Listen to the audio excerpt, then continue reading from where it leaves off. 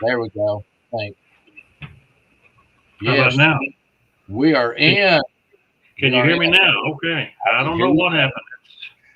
Everything's been wild, man. I'm sorry for the Oh, technical difficulties, but that just is okay. that's part of the game, I guess. Sometimes. Can you hear Oh, me okay now? I can. It looks like my Okay. hand's on my. Well, It's well, if I I speed up. wasted all that wonderful intro for nothing. No. That's So, okay. well, for people who are just tuning in or will watch it in a replay, let me go ahead and do the little opening spiel again because I don't know why the mic wasn't working. Uh, Basically, what I said was this is our first show that we've had in over a year. When me and Leo was doing the show, we both had some personal issues, health wise, and other things going on. So we took a little break from the show, and then after that, when we thought maybe we'd start having shows again, I lost my dad. My dad passed away. Then my mom got sick, and then it's been one thing after another for close to 2 years now. But we're finally back, and we're going to start doing some shows on a more regular basis, hopefully. And tonight's guest, of course, in case you missed it, because my mic was not working, uh, is Tony Felosi. He is a member of our group TCC research team, but he's been a paranormal investigator for somewhere around 20 years. He's wrote a couple of books. Me and him's worked together in research and films, and we've hung pretty tight over the last, I don't know what, 10, 12, 15 years. Oh yeah, Uh, and don't leave out uh, the what happened in the field with all the chiggers and the other bugs and the oh, infestation. That we're was, going to get to that, buddy. oh my gosh, I have I am we were still eating alive. having effects of that, believe it Good. or not. All these months, I'm still having effects of that. But Tony's also loves local history and true crime and things like that. And that's one of our topics tonight is we are going to talk about some true crimes that took place here in Harlan County. Yes, that's the book, the Manzo Shepherd book. If you will look in our description of this podcast, you will see a link to the book. So what we're going to do tonight, to start off with, we're going to start off talking about Manzo Shepherd. Tony, tell us how you got interested in Manzo Shepherd's story. How did you first hear about it? Who told you about it, and what got you digging into the story? I had a fellow I used to work. I'm retired now, but I used to work for local government, county government, and I had a gentleman in my office. My office was on the second floor where the courtroom used to be. Had a gentleman in my office taking care of some business, and as we left, he started telling me this story about some murders in the courthouse, and he got everything wrong except the his name, Manzo Shepherd's name, and where he was murdered at. Everything else was wrong, but that was a good enough starting point that I started digging in old newspaper articles and things like that, and found out quite a bit. Then we did some paranormal investigations. We actually have some, which I don't, I might could pull them up maybe, but we have actual EVPs from Manzo Shepherd who was murdered in the courtroom. Well, I do have a. Let me share something right quick. Sure. Uh, if I can do it, because I'm kind of. It's been a while, since I've done this. Here we go. Uh, let's see if this will do it. There we go. That's That is it. that's a newspaper article. Yes. I can go ahead and continue about how you dug into this and found out some information on it. Well, um, as I found more newspaper articles, um, I just kept digging into going to these locations where it happened. Of course, the location in the courthouse was just right outside my office, which was, really fortuitous because I could, do EVP sessions and the like, fairly easily. Um, and then I got I had all of this information. I wanted to do a book, and nobody wanted to do the book. They had one lady that came in and she says nobody will ever be interested in Manzo Shepherd. He's a local guy, and I said, well, wouldn't that mean local people and things will be interested in it? But anyway, but then our good friend Darla Sater Jackson, I was talking to Darla. She was working on a project, and she said when she got done, she would help me. And Darla actually brought Manzo Shepherd to life for me, and I'll be always grateful for that. She did a fantastic job writing the book with the research I provided, and we actually got to interview the last known living witness about 3 or 4 years ago. He came to the court. He was 7, I believe. Whenever that the murder happened, he was in his 80s. Okay, Then, let me pause you just for a second, and yeah. before we get into maybe what happened in the courtroom, Mhm. tell us what Manzo actually did and how Ah, that came about. well, in April of 1942, Manzo Shepherd and two of his cronies, Howard Hensley and Klaus, Sherman Klaus, um, they got up. They were kind of this little gang, a wannabe gang, and they got up and they said, "We're going to rob somebody." They needed a little drinking money or whatever the deal was. So they got a taxi cab driver that was driven by a man named Joe Christian. Joe was approximately 48 years old at this time. He had been, been born and raised in Harlan. Seen the first trainload of coal go out. He lived through the Depression. Probably was a World War I vet. Pretty, probably a pretty tough fella. And so they were going to Appalachia. They said they were going over to look for a job, and they got almost to the top of the mountain, and they faked a fight. Whenever that Joe pulled over, uh, probably about 100 yards, 150 yards from the top, um, he got out. He came around. They bailed out on him and tried to rob him. Give me your money and all that number. He wasn't going to have, these guys were like 24, 26. So he was not going to let these young fellas, and none of them were really big, um, take his money. So he put up a fight. And from what we can gather, he knocked, Manzo was the leader, and he made the demands, and Joe knocked him on his hind end. And then the fight started. One of the guys, they can't determine, they blamed it on each other in the trial. Uh, but they don't know whether it was Klaus or Hensley that cut him first, but he wasn't dead. They cut him, then they beat him down. Then they each held an arm, and Manzo walked up behind Christian, grabs his hair, flips out a straight razor, and cuts his throat from ear to ear. That probably did it, though, right? That Joe was done at that point. Well, they they turned his pockets inside out and got like $26 maybe and some change. A big So haul. yeah, big haul. And that even today that will only be like $400 or $500. Lose So your life over $26. So I mean, that's $6.50. That's it. So they so they put him in the car. They took the money, blood everywhere, stuck him in the back seat. Um, Took him just across the state line into Virginia, and threw him over. They only went 100 so yards, and then threw him 100, 200 yards, and threw him over an embankment. They thought he was very steep there, so they thought he would roll, you know, quite a ways, and nobody would ever find him, or the animals would pick the flesh off the bones. And if they did find him, it would just be a pile of bones. Maybe in 6 months or something, 3 months. So um, they it was about 10 days later they found Joe Christian's body, and that was bad news for Manzo and company. Now in the interim, what Manzo did, I mean, they're covered in blood, the back seats, I mean, it's all covered in blood. So they go back home to Verda. Manzo lived at Verda. A lot of people that's not from around here is not going to know where that's at.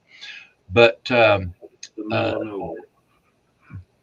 So Manzo, they pulled in, and his mother came out and said, seen what shape they were in, all the blood and everything. And she says, "Boys, what have you done?" And they told her what they had done. And like a good mother, she says, "Well, get in here and change your clothes, and we'll go burn the car." So she burns the clothes for them, and then helps them.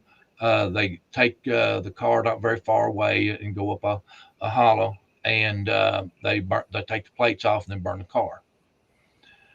So a little bit after that, they laid low for a little bit. Now the hunting knife that was used to cut Christian originally was the owner was Howard Hensley. So Howard Hensley had hidden the weapon um, in his home. He worked at Yancey Coal Company, and then he left again. He went home, cleaned up.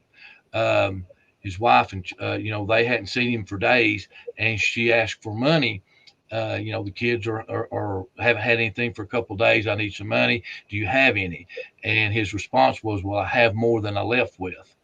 And they had given Hensley the lion's share of the take because Shepard and Klaus had been in trouble before. They pulled when they were 18, and they pulled about a year or so at LaGrange for car theft. And they called it something different, using an automobile without permission or something along those lines back in the 40s. So they um, were pulled in for questioning, and because obviously they were the last ones seen with Shepard. They uh, they didn't have enough to hold them. No, not enough evidence. They hadn't found the body yet. So Shepard uh, and company walk out of the courthouse. Now, I'm very familiar with because I worked in the courthouse, and I'm familiar with how far it is to what used to be there. So they walk about a block and to this cleaners, new wave cleaners, and they have a car sitting there with the keys in the ignition. So they steal the car. Wow. Now, instead of them, we're talking 1942. So instead of them going out west or leaving and starting a new life and changing their names, which have been easily done, these guys were not the best criminals ever. So they instead of that, they took what money they had left. They'd spent a bunch of money at a roadhouse. They literally had to wipe the blood off the money. Um, So you think about when you cut someone's neck. I mean, that's the main blood right, carriers. a lot of So arterial spray. a lot of blood is going to come from that area. Mhm.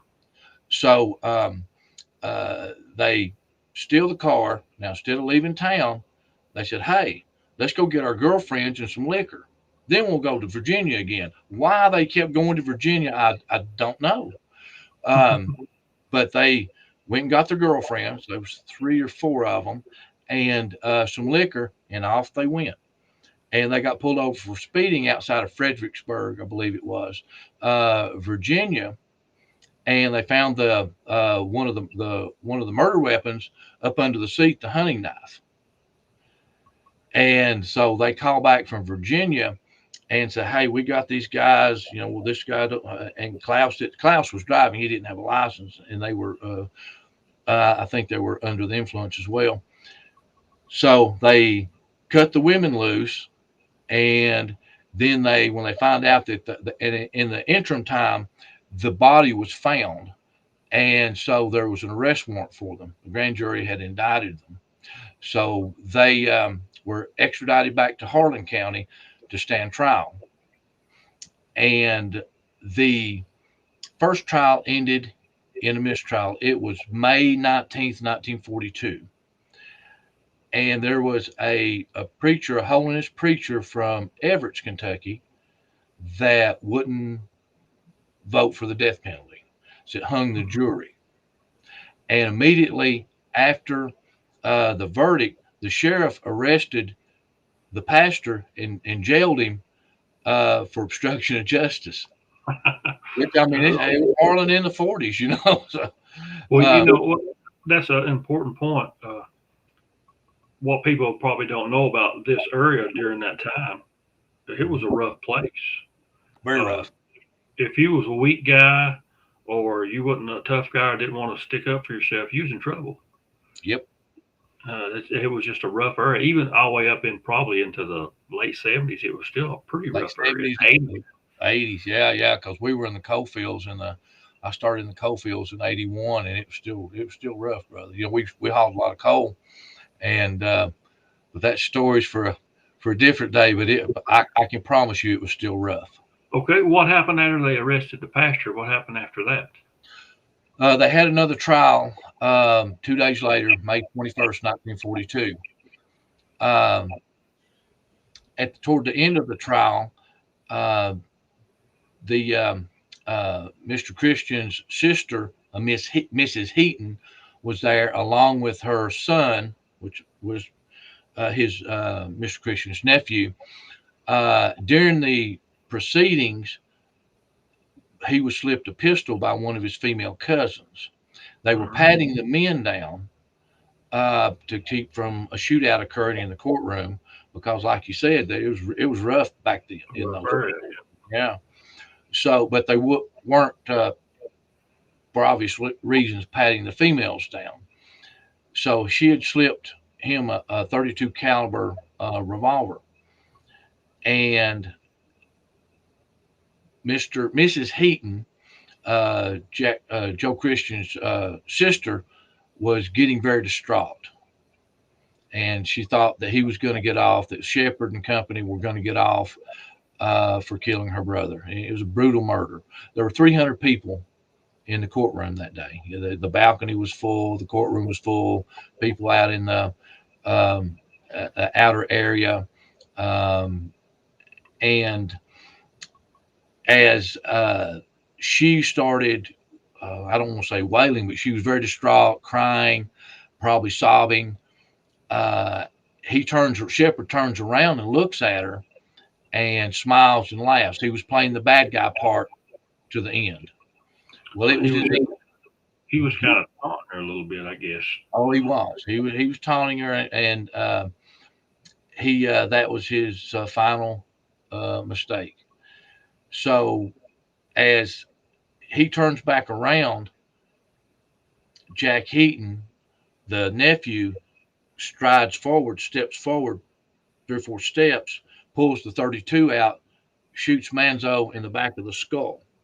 It traverses through the skull and comes out. It doesn't exit the skull, but it makes a knot basically almost between his eyes. He slumps over. According to newspaper articles, he just twitches, hits the railing, and slumps down. That's it. Heaton immediately gives up the pistol. Now, whenever that you go in, and I'll try to paint a visual best I can, as you come from the back of the courtroom forward, you had a little partition from the audience to the jurors and the judge and the lawyers and the defendant and all that. So as you immediately pass through a swinging gate on the left side of the room, looking toward the judge, you had the defense, and then you had the prosecution to the right side. So he walks up, fires, he falls into this partition. Pandemonium. Everybody's going every which way. Now, Oh, sure. this is where the last living witness comes in. He was Howard Hensley's son. The daughter, his wife was there, his son was there, and I think maybe the young daughter. Um, and he falls. He's trying to get out. He's sitting toward the end. He walked right by him. He didn't brush him, but he walked. He said at that age he could reach out and touched him. And he says he'll never forget it. He walked right by him and then shot Shepard. Pandemonium breaks loose. He falls down. People are going everywhere. He gets trampled. Someone scoops him up. He's separated from his mother, and they all go out to the courthouse grounds. and they find his mother reunite him. Uh, this, the young Hensley with his mother. Well, was that Tony? Was that kind of a common practice during that time that children were allowed to go to these? I Yeah, mean, this is a they were high sneaking down. profile murder case, Yeah, yeah, and and it being his son, I'd say they kind of it wasn't uncommon at all, but especially him being Hensley's son. I'm sure that probably stuck with him his whole life, and it's probably a visual he couldn't get out of his mind. Oh no, no. Um, and So that happens now, and they sit in a specific chair. The defendant sits in a specific chair. So keep that in mind as well. So they take the body, which he's dead, but the judge wanted to render justice. Judge Forrester wanted to render justice, give the family some type of closure. So they tell him to take him over to the old Harlan County hospital. Well, they take him over, and the judge orders them to render a verdict. They deliberate about 10 minutes, come back with a verdict of guilty with the recommendation of death by the electrocution.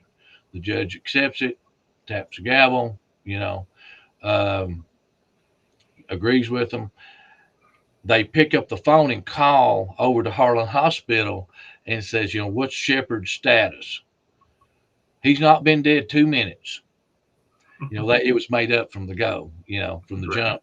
And so he's not been dead 2 minutes. And so, and I, they, so that kind of closes that out.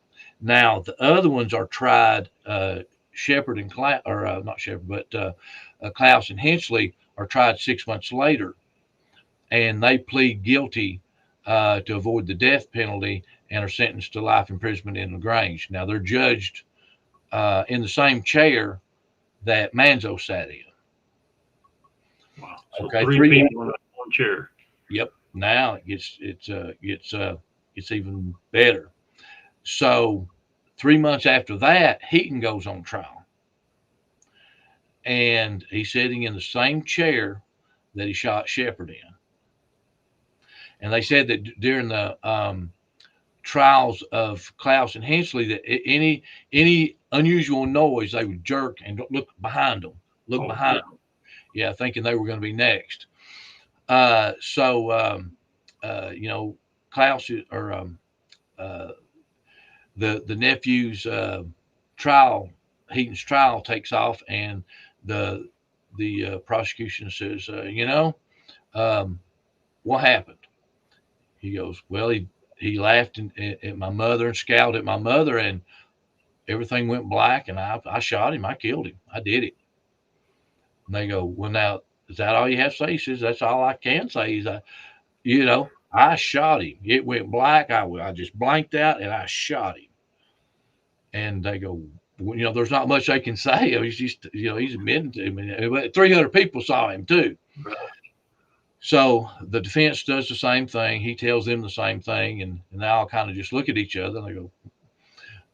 So the judge orders them to render a verdict, and the jury foreman that day was a female. She was a Mrs. Fraser. I don't recall her first name. And they deliberate about 10 minutes. They come back out, and he says, Madam Foreman, have you reached a verdict? And she says, yes, we have. What's the verdict? She says, looks to Judge in the eye and says, not guilty by reason of temporary insanity. The judge smiles, slaps his gavel down, and says, Jack Heaton, you're free to go. Jack Heaton dies of natural causes in Los Angeles, California in 1982, 40 years after he killed Manzo Shepard. So he lived a long time, really, Yeah, he left Harlan and wandered around out west a while, and then ended up in um, California. Uh, also during this story, another thing that's come to light later on was that we was able to get, or you was able to get a film made, Mm-hmm. a paranormal type documentary made about this event. Mhm. Tell us a little bit how that come about. And actually, I got a picture of the box art Mhm. that I can share, maybe if I can figure this out again. Sure. And we also, shameless plug for the book, Sure, and the link is in the description of the and video. we also have, shameless plug, other books for sale there as well for There you go. Carla and I have written. Uh, So, so um, this is one of the box art covers for the documentary that was made about this, the paranormal documentary made about this. right, Uh, the person who played Manzo is David David, Saylor, right? Correct, a friend of David, ours. David I Saylor. He have done a a hard time fantastic remembering his last name. job. Yep, David Saylor. He did a fantastic job. He channels Manzo. He's scary good when he gets into the character. Yeah. Now, Man, speaking of you'll think shameless you're plug, talking. Yeah, you'll think you can you're talking to you can. Manzo when you're talking to David. Oh yeah, he's great. Yeah, he done a great job. If Mhm. you actually want to see the film, this film is on Tubi and a bunch of other places. Tell us a little bit how the film project came about. Uh, Maybe who directed it, and tell us about some of the evidence that the paranormal team caught during the filming of this. Well, um, we were we went to Scarefest. Lisa Peters, myself, and a couple of other folks. And Lisa, I don't know whether she just met him or she knew him, but Chris Maggard was the one that shot the film. Did a good job with the film work. Um, and so we started talking to Chris, got a little dialogue going on with Chris, and he came in and shot the film. During the filming, there was allegedly things thrown, like little rivets, lots of noises. Um, there was also, and I saw this firsthand, uh, like on equipment boxes, there was the hinges were up on the fasteners, and they were very sturdy. It wasn't like they flopped around because they were really loose. They would just lay flat. But I don't know if it was a new case or what, but they were up, and there was like somebody slapped one of them down. It just went pop, and then you could hear banging on the walls. I mean, that place is active. I mean, we've experienced a lot in that old Yeah. jail as well. You Oh know, yeah. Me and you have investigated that numerous times, hmm and seems like that Manzo Shepherd is the dominant entity there to me, hmm and he wants the recognition of what he done, and he's really, in a way, he's kind of proud of what he done. he is proud. He's not the least bit regretful. There's Chris right there. Yeah, There's an escape down the back. yeah. Uh, I was actually had a small part in that. They killed me. yeah, they They killed you killed off. me. No season. Oh, I really enjoyed the one scene with the lady getting tossed over the Uh, balcony. yeah. That was a Now, great scene. there's many stories with that courthouse where bad things have happened. Oh yes, yes. And Lots of stuff. Manzo, apparently Manzo, after he was shot there, he actually never left the courthouse. No, there's Darla. She done a great Yeah, job. They all yeah, did. Everybody done a great yeah. job. That And that is smile. the trailer for the film. If people Yeah, was wondering, that's the yeah, trailer for yeah, the film. So if you get a chance, watch it. It's actually entertaining, and they yeah, find there's good evidence on it. And yeah, yeah.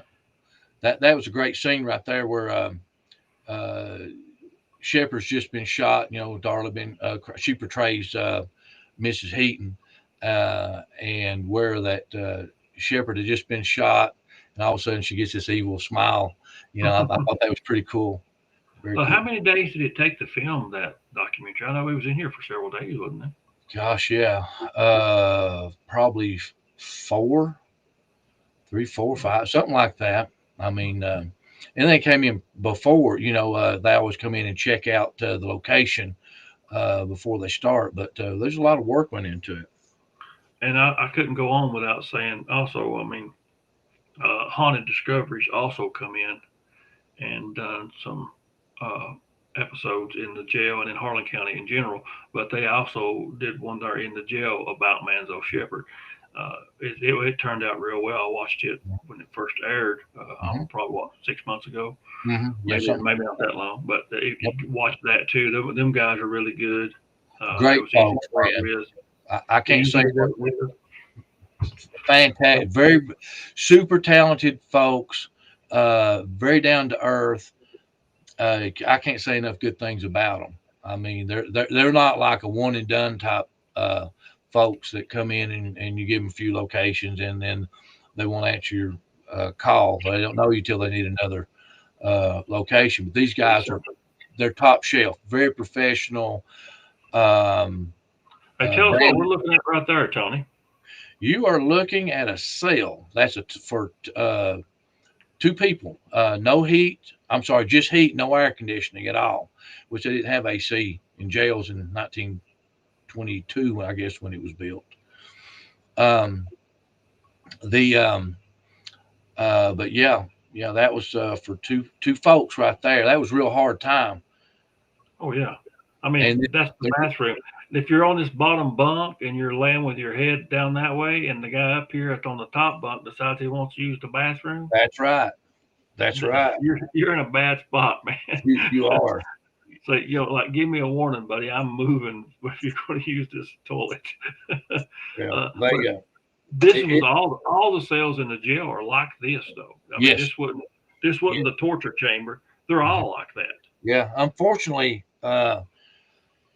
it's not being you, brought back. It's restored, and it's every year it degrades. This could be a great historical thing, but every time you go in, there's that's made out of what you would call number one steel. It's worth a lot of money to scrappers, and unfortunately, most times if you go up there, if you wait a month or two before you go in, there's another set of doors that's cut out, and somebody's getting out of there. So I'd say it won't be long before it's totally butchered. Good. Well, it'd be an awesome place to totally restore and It would. like There's no interest. Unfortunately, um, they don't well, have I'm any. thankful we got to investigate it quite a Yeah, bit. yeah. And even though Manzo is probably the number one entity there, there's also many other Hmm. entities there that we've had Oh yeah. pleasure of. That we've documented their deaths. See, Yeah. one of the things that we've done is we go back in the archives and stuff and search for murders and names of the people that were murdered and things like that. So there's been quite a few we've been able to put a name with the victim and then catch EVPs fr- from that victim, in Hmm. the courthouse. And then I want to give a shout out to uh, Miss Connie Atkins. She started recently with us, doing research, Oh, and does excellent work. she's done such a fantastic job um, finding the stuff and digs and digs and digs. Yeah, What we does can't a good thank her job. enough. Yeah, she does Yeah, a she great job. sent me a lot of stuff too. I had a lot of things that got deleted. My computer, I don't know what happened to it. It was text files that I'd saved, and I don't know. I just once I deleted them, I lost quite a few things. But I guess I can research it back. But tell us a little bit more about uh, the paranormal investigations that's taken place at the old jail and at the courthouse level. Ones in which were Manzo maybe interacted with. I know before we would do tours through there for like ghost walks, and sometimes Manzo would interact with the whole crowd. The whole crowd, yeah, it was unbelievable. Some of the stuff we've caught, yeah, whole crowds. You'll be running a spirit box session or something, and he would. That one of the audience would come up, didn't know all they would know was just the basics or whatever you told them during the tour, and they'd say, "Hi, Manzo, I'm so and so. Who killed you?" And you would get an EVP that says Jack. Mm-hmm. So, and I know there's a lot of um, controversy with the spirit box, but if used properly, it's a good tool. But now you have to know what you're doing. And if you're not asking specific questions and getting specific answers back, we've kind of moved. We still use it, but we've kind of moved, and you can see it, the shot behind me, the parabolic mic, Oh uh, yeah, yeah. and we're catching some really good EVPs with that parabolic mic. Tony, I actually think I've got that EVP here, where he says Jack. Okay.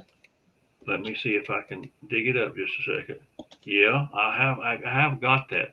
So let me see if I can pull it up and get it on screen. Mm-hmm. Do you know who murdered you? Well, let me find it here. Let's see if this is it. Yeah, here we go. And I'll play it a couple times, and maybe everybody can hear it. And that's Tony asking the question at the first of it, and you get a reply toward the end. Mm-hmm. Do you know who murdered you?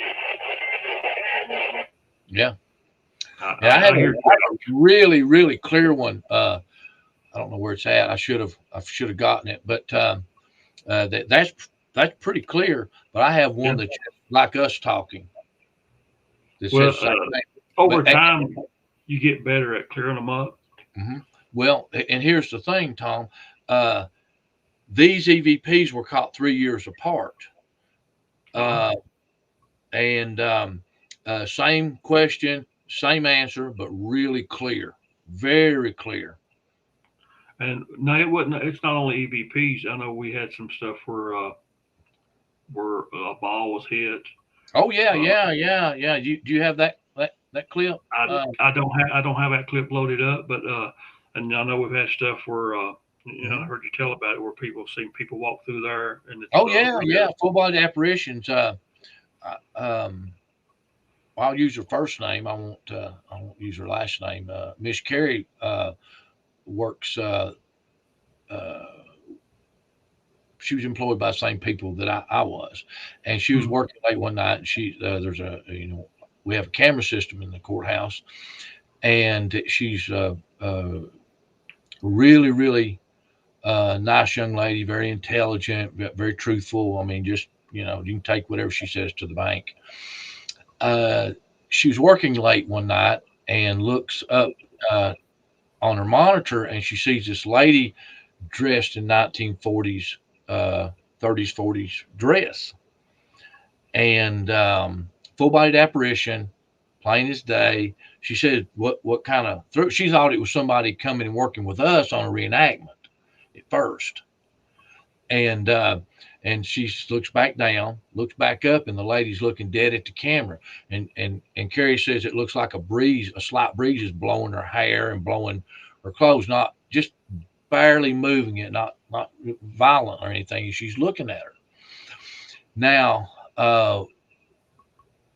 About a year ago or so, we were able to put the name, and it eludes me, but we'll post it back up because I have the article um, as well about a female that was shot and killed after a nasty divorce settlement with her husband.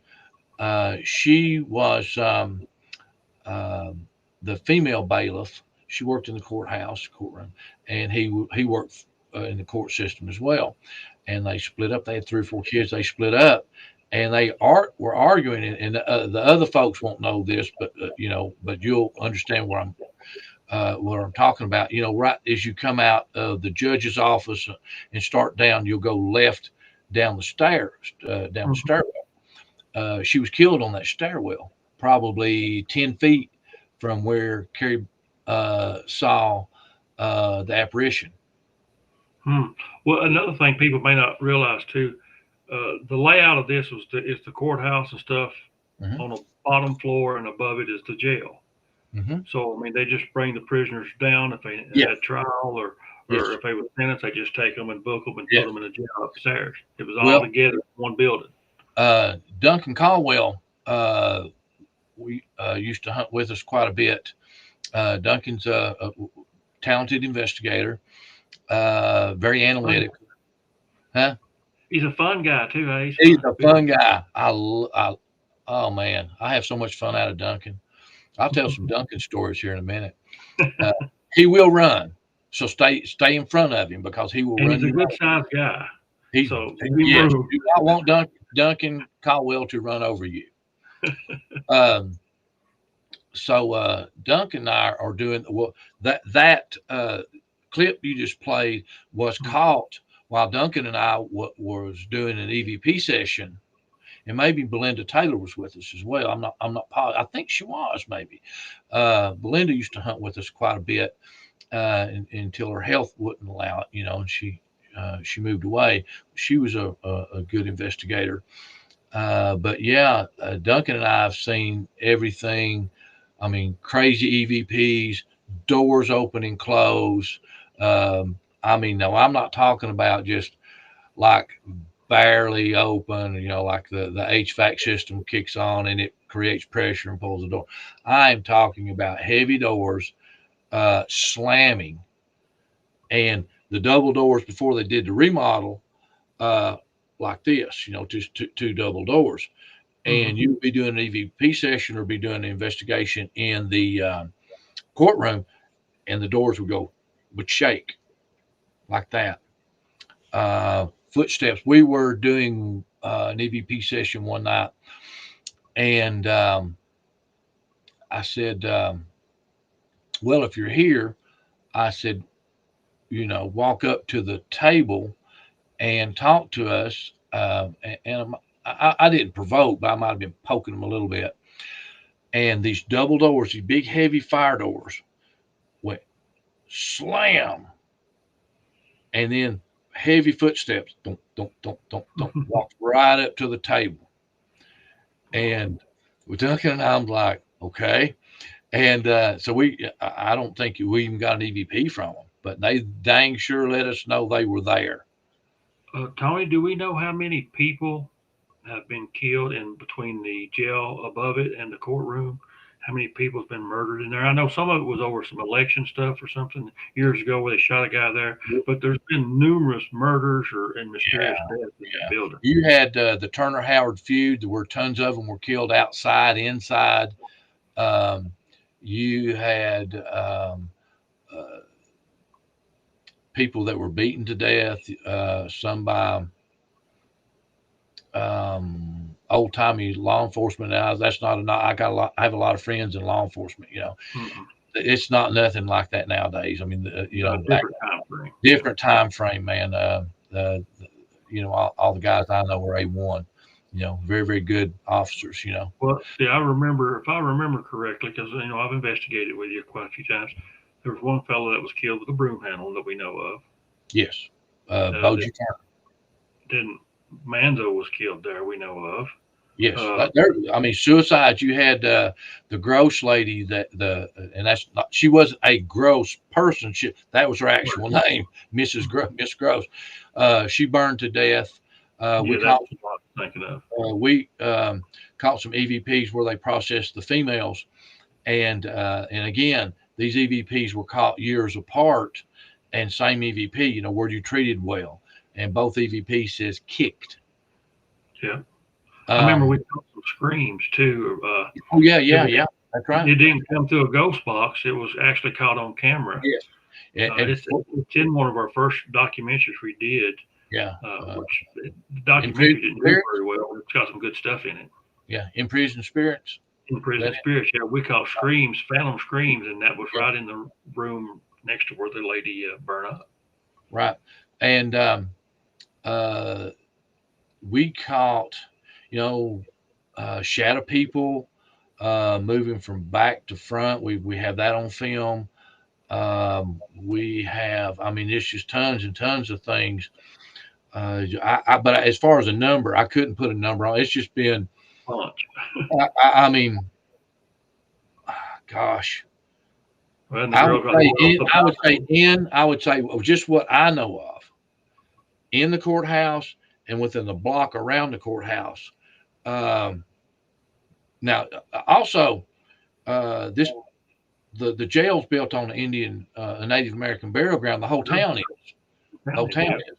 And we won't get into the possibility of a really oversized native, maybe around 8 foot tall. We don't want to blow the thing coming up, but it will be out in season 4 of Haunted Discoveries. Shout out to the guys.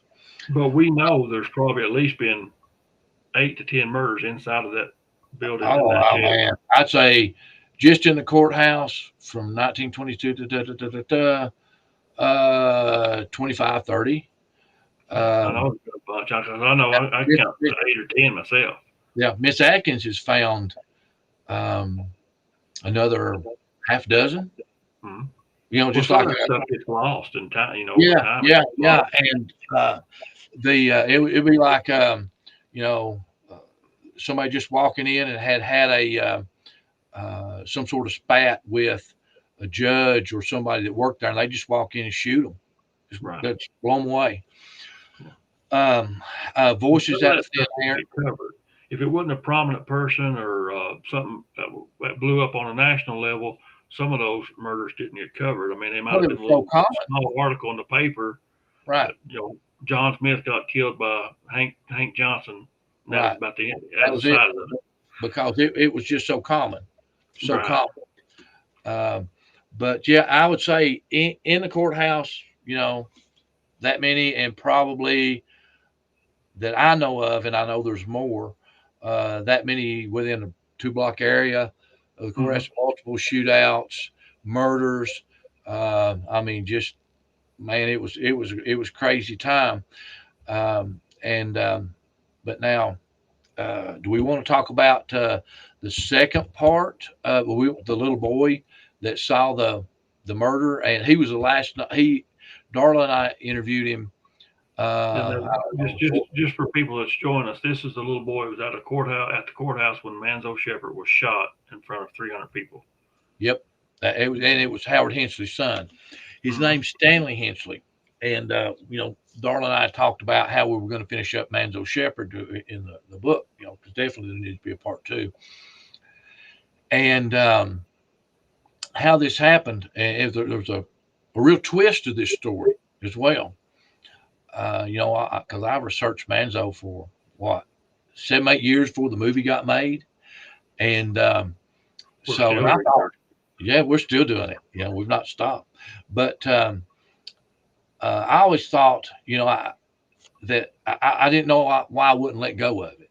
I wouldn't let go, and I thought, well, I hate to make Manzo a dang murderer famous, or semi-famous, because that's what he wanted. So whenever when Stanley came in, I'll tell you how we met Stanley. Is we'd put the book out, the movie came out, then the book, and I got a message from a lady that says, "Hey, Dad would like to talk to you. He saw the Manzo Shepherd murder. His name is Stanley Hensley." And I said, "Oh, okay, I'd love to talk to you, Dad." She said, he doesn't talk about it a lot, but as he gets older, he wants to talk more about it. I said, "Oh, okay." And then we set up a time to call. And so we were talking, the call happened within days. And so we're talking, and, they're from, my grandmother is a Hensley, but there's like several sets of Hensleys in Harlan County. That's like Jones or something somewhere else. Right. So we're talking about it and about what happened in his life and what he'd endured. He saw his dad bring that murder weapon into the house and hide it, clean it up and hide it in the wall of the house. Now, they got thrown out of their house because when you weren't working for the company, the coal mines provided the housing and things like that. And this is the stuff that people don't know a lot of about how it really was here, and how we were really oppressed and how we were really treated. When they arrested him for murder, he no longer obviously was employed at the coal mine. So they give her a very short time to get her kids and their belongings and get out, or they would have put her out. many of an account of when somebody's got killed in the mines, if they didn't have a boy old enough to take his place, or didn't marry a single man in the mines in the coal camp, they're out. No Yep. ifs, no ands, no buts. Mommies, young children, take their crap and take them right past where the coal company owns, set them on the side of the road. Yeah. Get a, They get a, had to get have a, the house. They had to have the house for the guy that was going to actually work. yes, That's yeah, how they looked at it. yep. And uh, it was brutal. These people were tough, and there. I mean, anywhere you go in Harlan, if anybody researches history, there are several good people that know a lot about history in Harlan County. Nick Sturgill was one of them at Portal 31, and Nick can tell stories about how that people were treated back in the day. He's a very good researcher. Um, so, but anyways, we make the phone call and we're talking, and she mentions her says, yeah, whenever that Dad said whenever they got thrown out of Yancey, that they lived with with the father-in-law uh, Hmm. for a little bit until they got a house, and nobody's going to know where these little towns are, but in Kaywood. And I said, oh, really? I said, what was his name? She says, William Henry Hensley. And I paused and I said, from Smith that used to own the stores and da da da da da da. Yep. I said, ma'am, I said, you're not going to believe this, but that's my grandmother's dad.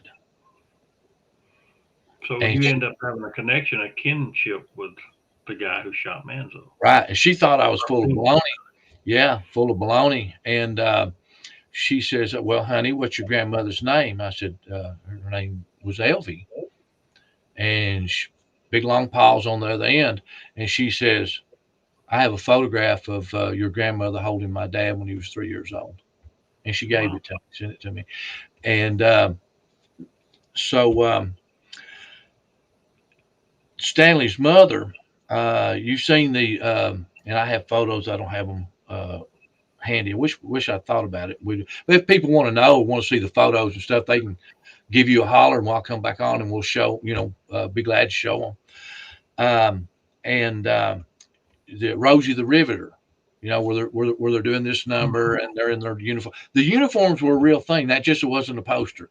That's what they really wore in the factories. So there was some people and the war was getting cranked up, and so they needed people to work the factories. And she went to a job fair, and they told her that if she could get away to Goodyear, up around Cleveland, Toledo, somewhere. I know they're pretty far apart, but I've forgotten the exact location, but somewhere up in there, that they would give her a job. So she finagled around, got enough money, and was able to get up there and started working a Goodyear plant that was making bomb sights or something, or something for aircraft. Hmm.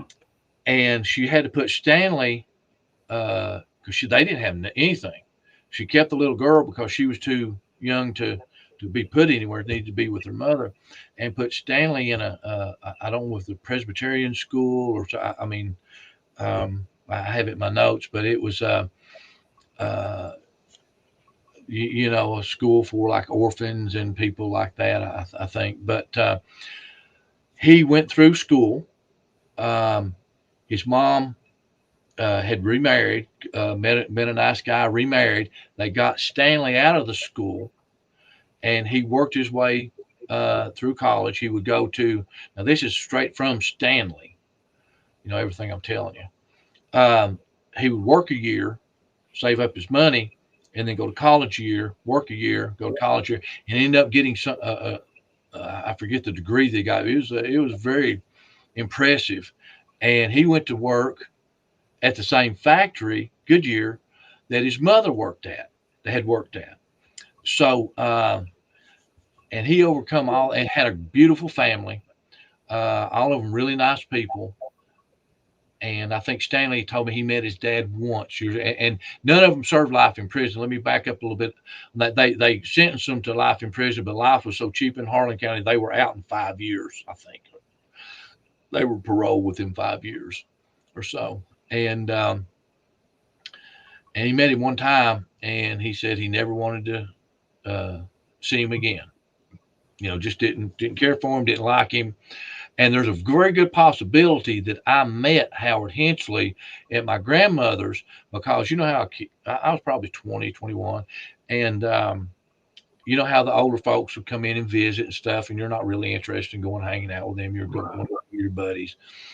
And but I do remember them saying, "This is your great uncle from Tennessee, from Tazewell. That's where he lived at." So I'm fairly positive I've spoken with the man. Just said hi, how you doing, and things like Yeah. that. But I'm pretty sure I met Howard in the early '80s. Um, Did he remember the incident fairly well? I know he was an older man. He was young at the time it happened, but he was an older man now. But he remember the incident pretty well. Crystal clear. He would Crystal never. clear. His mind sharp as a trap. Um, and it it bothered him. He remembered every detail of it. Him brushing by, I didn't brush by him, but walking by him, shooting the guy, the pandemonium, them hungry and starving, or their dad out running the roads and things. And he could tell you detail, and then talked about the little trucks, the produce trucks. That was a treat back then, was produce. Mm-hmm. And uh, and I think that's what his mom bought with the money that Howard gave her, was little some fresh vegetables and things. So, but anyways, the Stanley had a great family. All of them done well. Working class people, but just very nice. Right. Now, I want to take the book at, and in the story is ended about Stanley Hensley. He could have turned out totally different, been bitter, hated the world, not worked his way out of it, used all that, used every excuse, and had to traumatize him. Sure. He's 7 years old. He's sitting Honestly, honestly, it could have actually affected him and made him crazy. I mean, at that yeah, that young of a child and seeing that kind of yep, yep, uh, right, event right in front of you. right. And so he took all those life experiences, worked his way through school, raised a great family, and broke the mold, broke the cycle, so to speak. Well, that's what it takes. Somebody's got to break that cycle Yep. of poverty and And so what that they were that's in. who I want to end that story with, is make it about Stanley Hensley overcoming very long odds and coming out at the end a winner. Yeah. Now that's what I Uh, want to do. a positive, Yeah, end on a positive yeah, note. not Something, not a terrible event witnessed turns into something that's yes, a positive at the end. I right. understand that. Well, I think we've covered Manzo pretty good. We also want to encourage people to look in the description and go get the Manzo book that Tony authored. And also, if you get a chance, go to Tubi and watch the Manzo Shepherd story documentary film that was shot, what, 4 or 5 years ago? Oh, longer than that. See, I keep thinking it's 4 or 5 years too. It's 7, 8 years ago they shot it. Man, it's been a while. I'm It's getting old. But I have another EVP that I want to play. right. Uh, I know where it came from, and I know we can't tell the Right. location, Uh-huh. but once you hear it, you'll know exactly what it is. Okay, before we end up on Manzo, I want to Okay, go real ahead. quick thank everybody, and yourself included, for all the help through all of the. I mean, it was not easy getting that thing made into a film. And again, I want to especially thank Darla Saylor Jackson for bringing Manzo to life, because man, you would not believe it, the people that turned me down and wouldn't touch it with a 10-foot pole. And she done a fantastic job with that. No, I think it's an interesting story, and I still occasionally Yep. I still dig around on it. Oh, absolutely.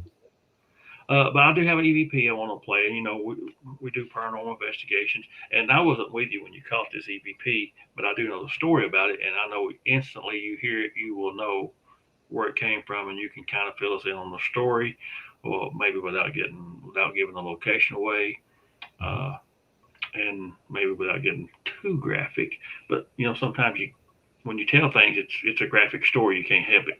But And I'm gonna, I have a huh? funny story after that about a tour I did. You're talking about graphic, but okay, go ahead. Okay. It's a good EVP. Let me see if I can load it up on the screen first. That's the Jack Heaton one. Let's see if we can do this one. See if it'll load. Are you sorry that you killed yourself? Would you change that if you could?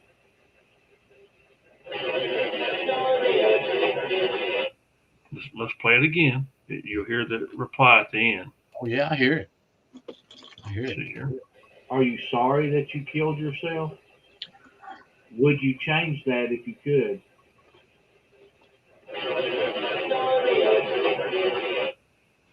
Now, to me, that is pretty chilling and haunting. And Very. you can tell us a little bit about this story and when it was captured and the circumstances surrounding it, if you don't care.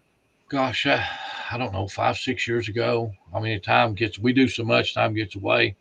Yeah. Maybe longer than that, probably 6 or 7 years ago, maybe. Maybe more because I wasn't with you when you got Yeah, yeah, because it's been a bit. Uh, Miss Lisa Peters, that used to hunt with us, had gotten us into this location, and she told me the story. It was obviously a suicide, um, and this lady was a school teacher, and I won't mention any names or anything because it's the husband's still alive and things of that nature. But she was going through postpartum depression, from what I understand. Um, and she had attempted suicide one time before, from what I've been told, and the husband found her and got her fixed up. And then this time she drove 100 miles, 150 miles from her home to this location and checked in. So that'll give you a little clue. But um, and wrote a note to the staff, and put a bag over her head, you know, and so it wouldn't make as big a mess, and blew her brains out. well, And we did an investigation. We caught that. There was, I mean, there's a lot of stuff. There's been people stayed in that location that would stay an hour, 2, 3 hours, uh, and leave and just say, "Hey, we're not staying there." if I remember correctly, uh, that location, Mhm. there was people that stayed in it and they would see things, Yes. see people walking that's Yeah. really were apparitions, and they would tear out of there. They wouldn't could stay in that Right. particular Right. location. There was one story of a security that was working, and they'd gotten a complaint about this lady uh, getting out of. They saw her crawl out a window, and she was barefoot and this, that, and the other, and run up into the mountains. And so they security went up, found her. She was up huddled behind it. He couldn't make his or her tails much. He said, you know, you're gonna have to go back and get in your room. You're gonna have to do this and that. And he leads her down, uh, helps her, watches her go in the room, uh, and starts telling people about it. And they said, "No, that's impossible." He said, "Well, how come?" He goes, "It's not rented. There's no one in it." Hmm. Now, see, now, what did it lead down through there? It had to be something that was look. They think it was that lady. They think it was the female that committed suicide. But she would have to be manifested enough there where it looked solid and you knew Yeah, you. yeah, yeah. He put her in the car. He Yeah, put I her. mean, he got her, and he watched her walk into the room. He physically helped her into the room, and So it was just like seeing a regular person, a normal yeah, person, and hmm really it turned out it was a story I was told. spirit. Yeah, hmm That's neat. That's yep. neat. Uh, I and we can't, of course, we can't give that location No, because no locations, no names, no. a lot of times places are uh, tourist Out of destinations. respect, yeah, out of respect. I see too many um, investigators that just for a few likes or a few, a little a bit of action on Facebook or YouTube, they'll give up the farm. Mhm. You and I both, and Darla, and uh, most everyone that we associate with, we will not.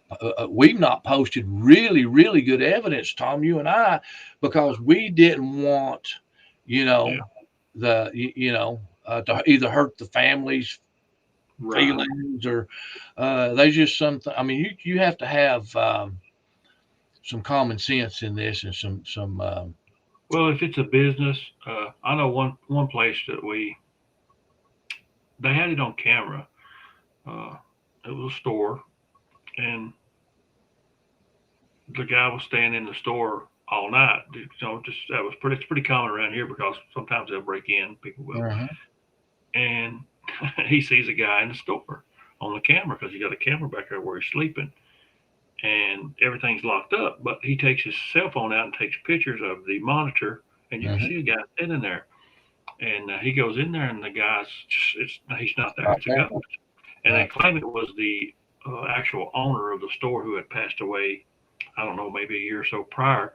But now they didn't want the name of their store put out there because they was afraid it would hurt business. Sure. And so A lot of when people we have. got like this, when we got like this suicide at a place that's a tourist destination, it's just best not to do that if they, Right. unless they okay it or something, it might be Right. different. But you Right. don't want to intentionally hurt.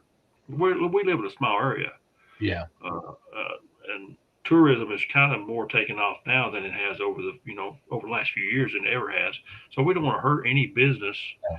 by saying, "Hey, you got a haunted room or a haunted place," and it hurt their business. But to some people like that, the idea of having something that's haunted, and they'll come and see it. So you have to kind of weigh it and let the homeowner or Yeah. the business Right. owner Weigh weigh it in out. how they want to handle it. Hmm. Uh, and I want to go to another thing too that we worked on. Okay. I want to see if I can find it right here, and I know you'll know about this. Let me see if I can pop this up, Tony. Okay, hang on a minute. I want to talk about the Shadow House, 40 Years of Terror. Hmm. Is that the last documentary we actually did I on think so. paranormal, other than that little short of undisclosed location? Hmm. Uh, this is to me, this is a really cool story, and the evidence that's presented in the film is authentic. There's nothing Hmm. CGI'd or nothing. It's really No. what happened, and it's some amazing footage of things moving, shadow people, and we caught stuff during the investigation that's just Right. nothing short. Tell us a little bit about that story and how that come about. And Oh I'm man. gonna play the trailer. No bad luck. Um. Gosh. A good friend of ours. I'm not going to give away who how it's intertwined too much, but a good friend of ours, Mark Perkins, called me and said, "Hey, these folks have some evidence." Manzo Shepherd. I want to give a big shout out to Mark for loaning us. And he was in the Manzo Shepherd store and drove the vehicle, the period car that portrayed the taxi. Uh, Mm-hmm. Mark's a great guy, man. So, and he does a lot of stuff with movies and things. Um, she played that role too well, and so if you need anything like that, talk to Mr. Mark Perkins. He's a great guy. Yeah. But he says, "Hey, man, these folks have uh, gotten some very interesting security cam footage. He says, "You ever hear shadow people?" I said, "Oh yeah." He says, "I can't believe what we're seeing." And so I said, "Well, yeah, I'd love to talk to him." So I ended up with the footage, and it shows actual manifestation of a shadow person coming up out of the floor. And right there where Paul, can you Just, pull that back just a little go bit? back to that just a little bit. Pull it back and then pause it whenever Paul and Darla get I on there. will. When we get there, I will. Yeah, that's an interesting part of the film. And Unexplainable. very unexplainable. There's a well under that house. Um, and there's Miss Bonnie. Okay, right there. Okay. Um, that's Paul Browning and Miss Darla Sailor Jackson. Um, Paul is a very squared away guy. He's built homes. He's done this. He's done that. And he's doing a fantastic job as a magistrate in District 3. So shout out to Paul for all that. And um, right there, that light would go on and off, and there wasn't any problem with electricity. And that is caught on video. Oh yeah, oh yeah. And then that what he's holding in his hand is a millimeter, which detects EMF and things like that. And it would I forget what it was a big spike at certain times, and he would put it. We ran our baseline already to make sure there was no um, bad wiring, any EMF leaking out from the walls and stuff like that. Now, if you look at this wall, right on the other side is where the first sighting for Miss Perkins, Tanya, took place. That's where the shadow person that he's manifesting very close to where, like where the light is. If you come out a few feet from the light, that's where we have him manifesting, or him or her. You can't tell. And you Uh, don't really know that. yeah. They uh, that he manifests up, just like a tornado, just twist up out, can't hardly make it. Twist up. Do you have that clip where he manifests? No, I don't have it, but it is definitely in the film, and you can watch it for free So on Tubi and a whole bunch of other places. and all the discriminating networks have our films. Yeah, I do. Uh, so on the other side is the closet where the first sighting was for them. Now the lady that lived in there before them, it drove her insane, and it would talk to her. She lost her mind, and her husband, it messed with her and wouldn't mess with the husband, and they end up splitting up over it. And she would shoot into the walls um, when the voices would speak to her. She'd flip and just shoot, and then she shot.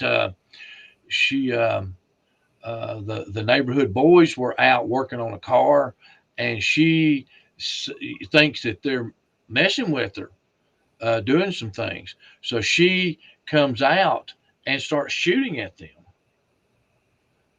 They duck down behind the vehicle. Nobody's hit, nobody's hurt, and she goes back in the house. So they call the police, and then one of the folks that were shot at says, "Look, we don't want your mom to go to jail. We know she's having some issues. Come and get her."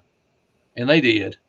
But see, all through um, when those guys growing up there, she was normal, nice, always giving them stuff to, interact with them, just a real grandmotherly type figure.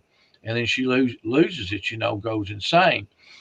Um, and nobody believes her until uh, Anthony and Tanya move in, and they start having these crazy experiences.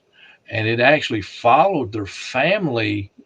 I think they moved to Virginia for a short time. It's in the film, and the father didn't believe in it at all, and so uh, it walked right down the hallway on him, and he became a believer at that point. So, anyways, they end up with the house. They have all sorts of crazy things go on, manifestations. This thing just torturing them. They couldn't sleep. They couldn't do this. And I have and I don't know if it was the first time they moved in or the second time they moved in, but that whole street, that whole area is eat up with activity.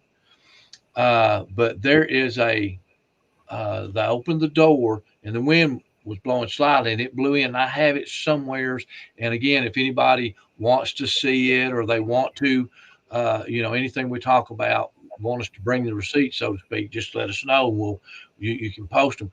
It blew in a leaf, was brown, and then it had a skull in it. I mean, there's no other way. You've seen it, there's no other way to describe it. It had a freaking skull. And to me, I mean, they're really brave, because if I had been through that and then moved out and moved back in and looked down and I saw that, I would say, "Oop, time to go." Well, really, there was so much activity in the house, they had to leave. I mean, they left all their stuff there when they left. I mean, Yeah, everything was they would run out. They would just run out of the house. There was food, and we went in to investigate. There was food, like bags of candy bars, and everything still in the pantries and everything. I mean, they just left it all. I think there was games and game systems and all kinds of stuff still in the house. They didn't go back and get it. And that house was a really good investigation.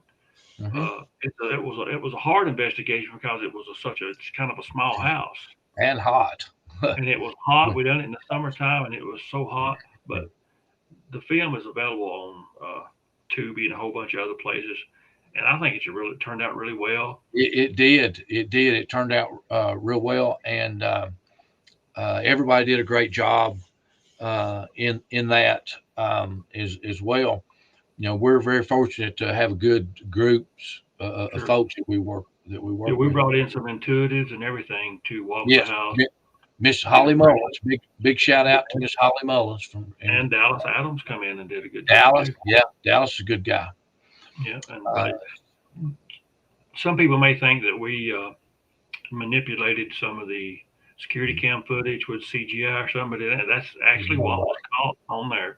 Nobody's in the house. They were running security cameras to keep. They thought maybe somebody might try to break in or something like that, and that's pretty common around here if you leave a house. Yeah, well, it is Kaywood. Yeah, and they caught some weird stuff, and Tony got a hold of it. Next thing you know, we were there investigating and checking it out, and it was some weird stuff went on. Crazy, and you can feel the energy change. I mean, when you've been in this a while, I mean, everything's like, calm and no problems, and all of a sudden it's real heavy.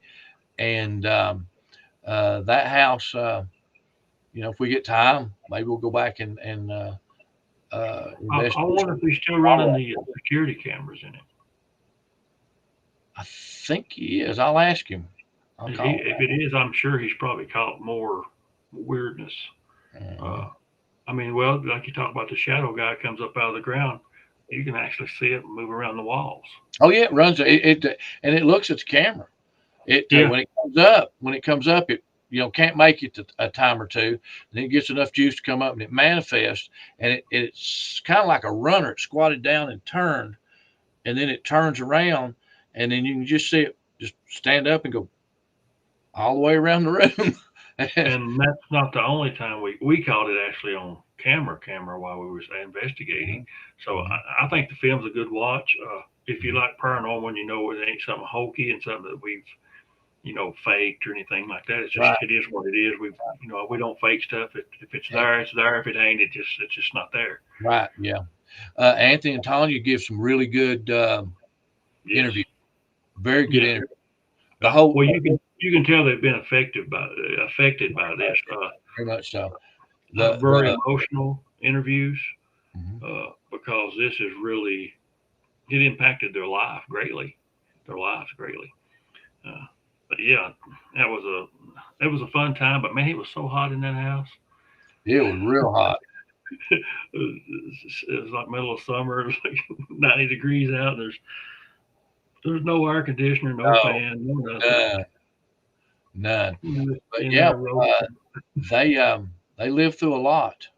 Yeah, they did. there, and they're not the only people that seen it. They're Anthony's mother, I believe, saw it. Then you had, I mean, there's several people uh, seen I it. remember something funny about that investigation. Uh oh. You remember, you remember there was a little kitten come up there.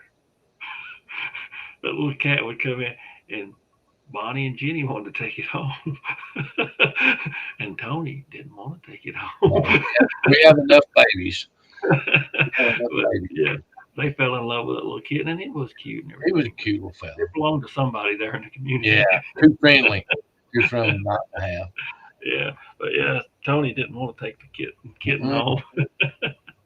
No. But man, it's a fun time though, Tony. We've had a lot of Yeah, we have fun. a lot of good times doing the films. It's hard work, but it's a good time. Yeah, yeah. Well, I don't think sometimes people realize before we ever go film, there's a whole lot of legwork and footwork goes into the getting it all set up and evaluating the evidence that they presented us to see if it's really something we should pursue. Right. And you actually go do the investigation. It's grueling. I don't know how many times you went there. A couple times without me because I couldn't go, but I know I was there one or two times, and you guys were there more than that. Hmm. But yeah, it was a fun time, but it was a hard time because it's so hot. But that's not been our worst time, I don't believe. No, no, we can tell them about the worst time if they want to hear it. But Yeah, it was we were down last year. yeah, but yeah, they and we have a lot of good people that help us. Sure.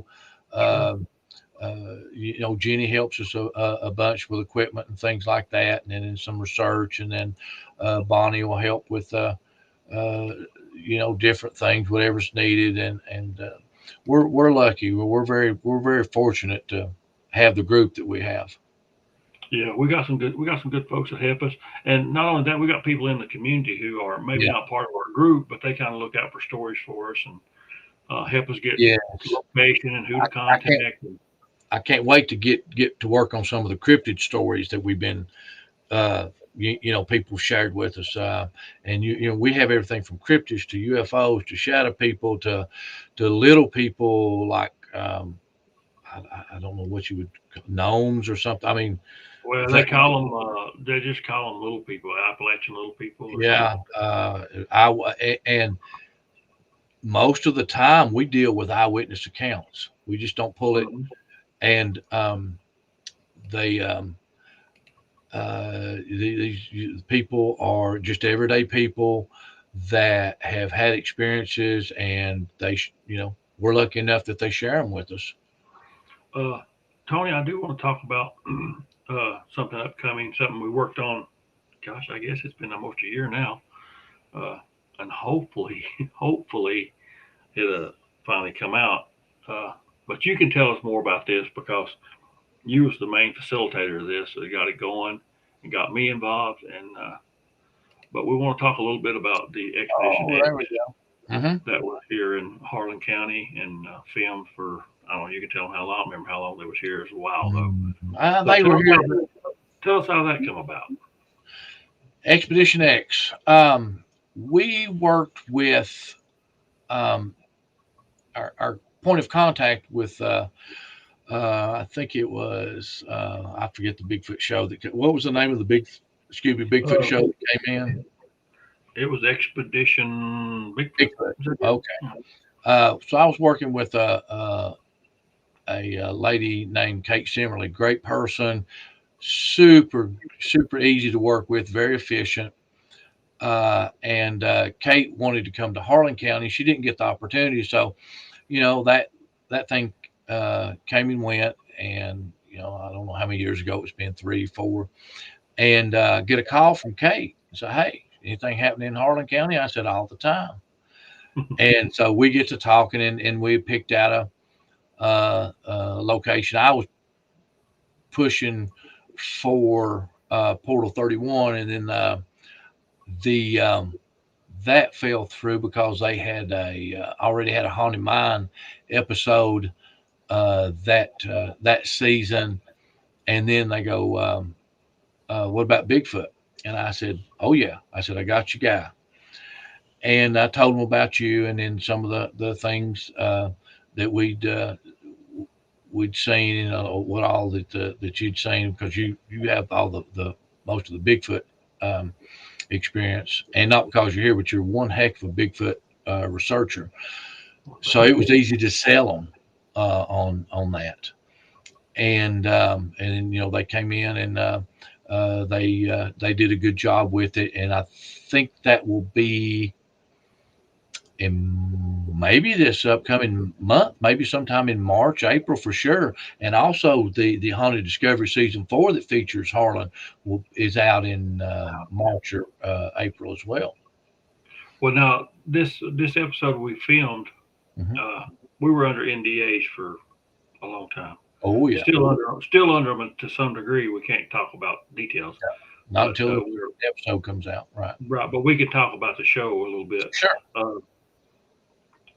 But we was actually supposed to be in last season, Hmm. season 8, but it got pushed to this year. So hopefully it don't get pushed again and it can actually come out. Uh, I know that I gave them some what I feel is good evidence Hmm. and some good interview stuff, and I put them in a good location that me and you have been in, and they have experienced stuff and found things before. Hmm. But one of the things about the NDA, and it's common knowledge now, so we can probably talk about it a little bit.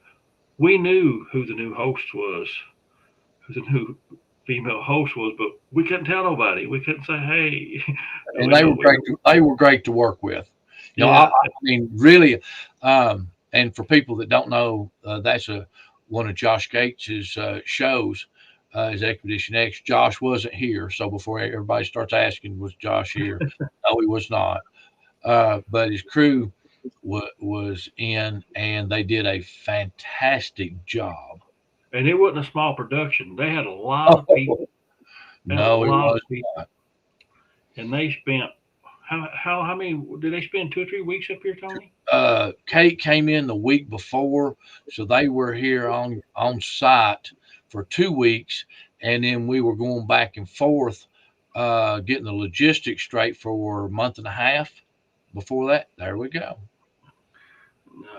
But I know the day they interviewed me, it was kind of hot. We was in the sun, and I'm a I'm a little robust, aka fat, uh, Mhm.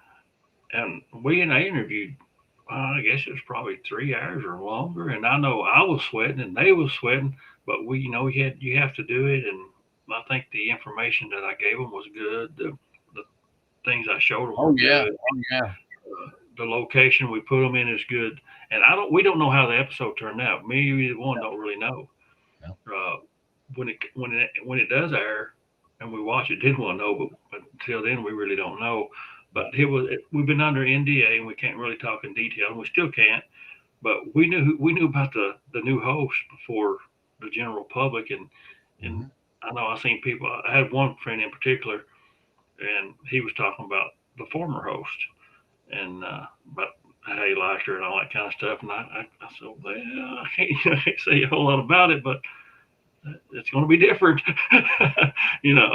And they worked with a friend of ours, John Caldwell, quite a bit. Yeah, yeah. John's good. John's a good guy, and he has a lot of experiences with Bigfoot and a lot of unusual activity. And we plan on getting with John this spring or summer Quite a and bit. We'll spend a getting lot out of there. time with John in his research areas that we won't disclose, uh, Right. because we want to go check it out. But and we've upgraded last 3 years or so. We've really upgraded our equipment game. We have thermal, Mm-hmm. we have night vision, and not um it's not the greatest, but it's several $1,000s a piece. So hopefully we can use that to catch better evidence. And then we use the parabolic mic a lot now. It was a lot better than what we had, though. Oh yeah. Well, we started out with what, two or three cameras and a couple of recorders. Man, the You can camera fit it out. in a bag. You can fit it like in a little gym bag, what we The had. camera I started with, it wasn't worth a nickel. No, I went. I got my first camera, which was a Sony hybrid, uh, for $50 at a pawn shop, and I didn't I was have one so that broke, high. man. I was so broke. I was just hoping to score one at a pawn shop, and I finally found one. And then I bought the Polaroid. Remember the Polaroid lights you charged, and they lasted one solid hour, whether you needed it to or not. Yeah, yeah. So you had Hurry chunks. up, buddy! I only got an hour. Let's go. Yeah, yeah. And so, um, a Sony recorder, and that's all I had, man. And ended up getting and maybe a K2, and that was it. That was all. But you know, when we done this with the Expedition X guys, Mhm. they were very professional. They were on time. Yeah, Uh, I mean, logistics was there great. wasn't no hiccups really. I didn't think there was no hiccups on our No, part. no, no.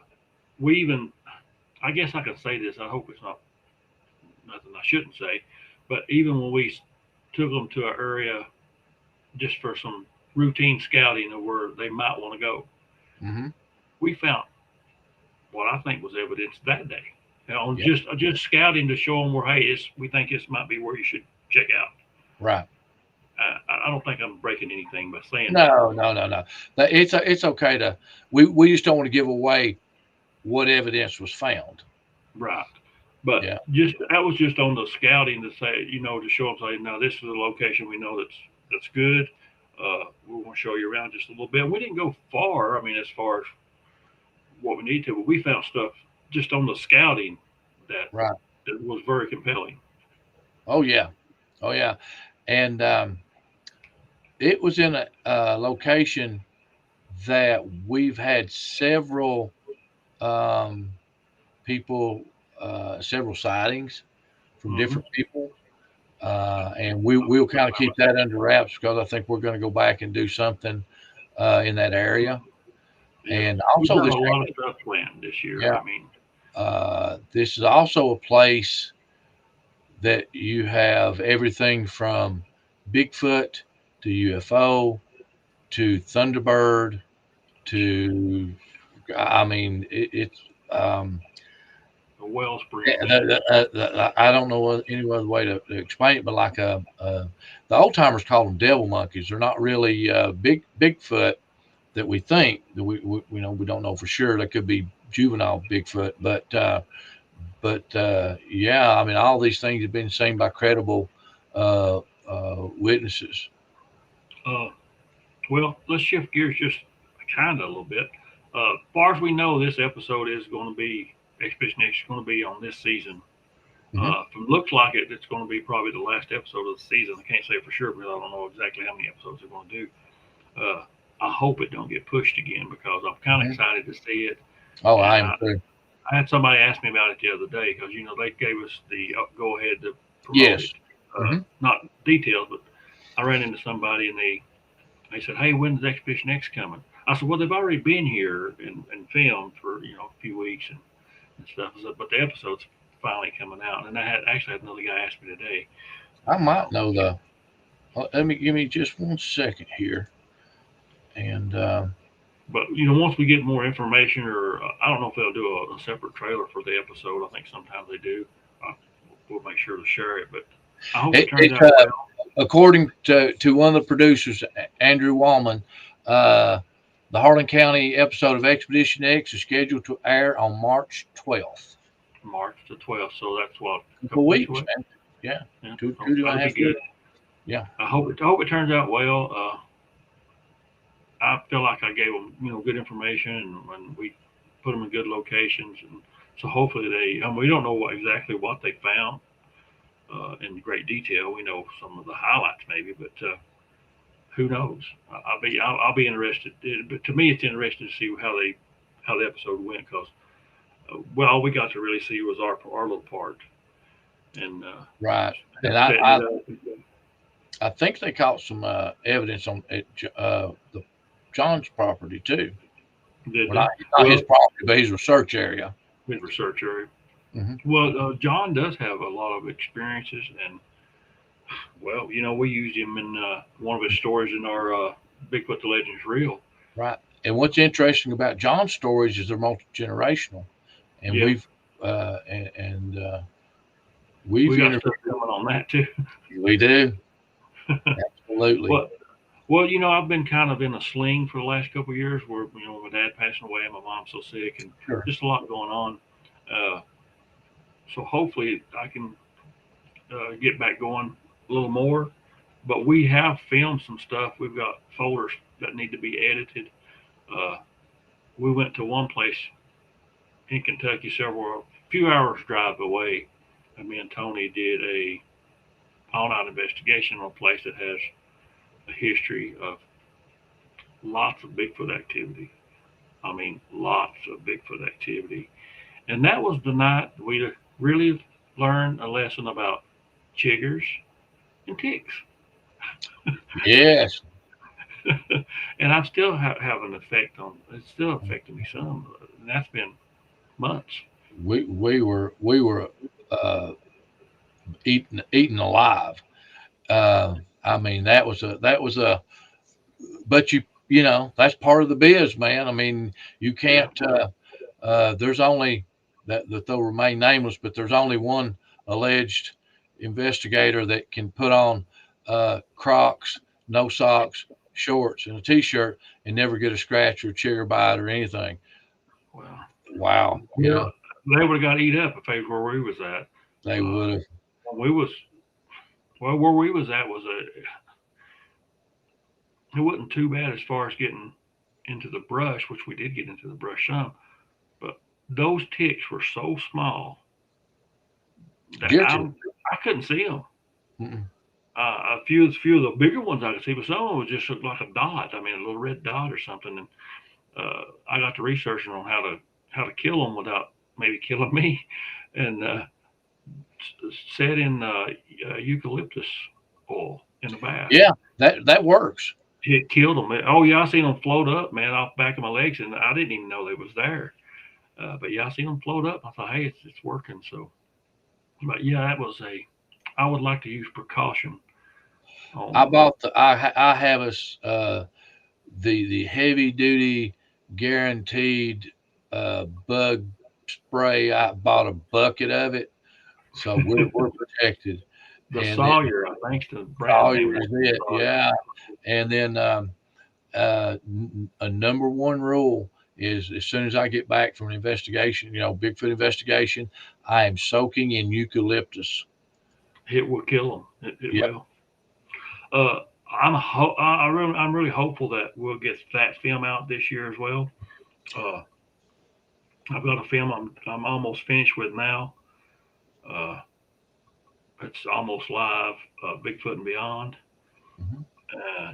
Instead of doing the seasons, I went for just a movie and kind of going to maybe I might close it out. May not do any more on it. As far as the almost live Sure. series. But then we got Undisclosed Location 2, which Mhm. that's gonna be great for us. That's Let's one talk of about our. that just real quick about Oh, go because ahead. Yeah, tell us a little bit about that area without giving too much away. um, haunted discoveries.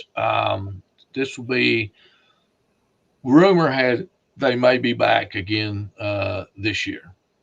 Rumor has it. This will be the third year that they've came to Harlan County and investigated. Now, last year we caught. Um, well, I was tagging along. It wasn't like I was, the. But I was there. I've never seen anything like it. I cannot and will not. Well, but I will not tell. Well, all I can say is it's some of the best evidence I've ever seen or anywhere on any show of paranormal activity. And it's real. It's not CGI. It's not fake. Uh, It's real.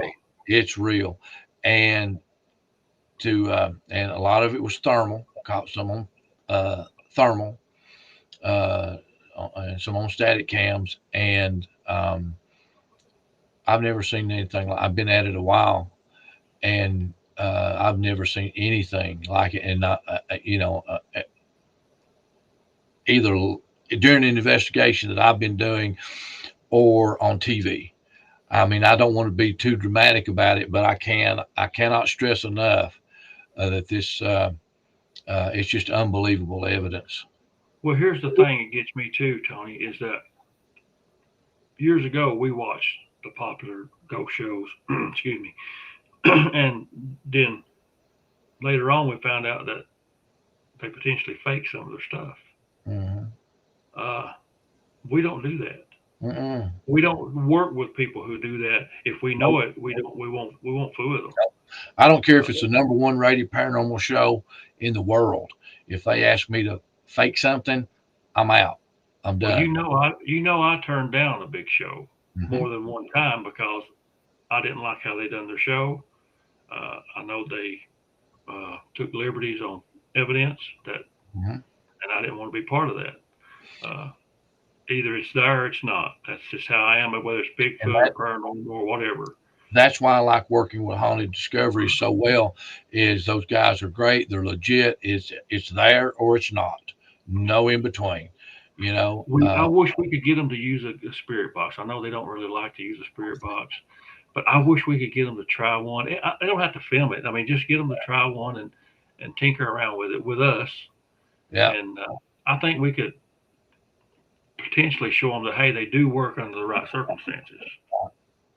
Right. I wish they would do that a little bit, but they do a lot of techniques that nobody else does. It does, and they're very successful with it. Hmm. Very Yeah. successful. I mean, I've learned a lot from them just hanging out with them and picking their brain, and they're just good, great people. You know, Brandon and Mustafa was on Ghost Hunters for a couple of years and did a great job there. Oh, they're top shelf, man. They're top Yes, shelf people, yeah, and that's the kind of people we like to work with. hmm Is people that's really good at what they do. They don't have to be the biggest star names on or anything TV like or that. nothing like that, their biggest name, but we want them to have integrity and be honest about what they find and what they tell us and things like that. And we found them to be that way, and we've dealt with them for several years now. Yeah, I mean, just as people, they're just really good people. Yeah, You yeah, know, just good folks. And Brandon, he moved from California to here. He bought the Polk House, JJ yeah, Polk House in Perryville. yeah. So if anybody's interested in history of the paranormal, go check out Brandon's place. You know, I'm sure he'll be glad to see you. He's a great guy, great guy. And their show is Haunted Discoveries. I think they're about 4 or 5 seasons in now, something like This will that. be their fifth season. They're filming their Okay. fifth season. Good quality episodes, film good, uh, catch some unusual evidence and stuff. Use techniques that a lot of people don't use. Got equipment that a lot of us would like to have, but it's kind of expensive equipment. So, Mhm. but they do a good job, and I've not caught them. Uh, I've not seen them do anything I thought was a hokey or fakey or anything like that. Nope. And in this field, Bigfoot and paranormal stuff, uh, we don't want to work with people who's faking evidence and stuff like that. That's just, No, I just don't we want to do it. we've came too far to sacrifice our credibility over a few likes or a few Facebook posts and things like that because at the end of the day, it's way bigger than that. We're doing it because this is what we do. I mean, Yeah. we would be doing it whether we were on Facebook or movies or whatever. We would still be doing it. I was doing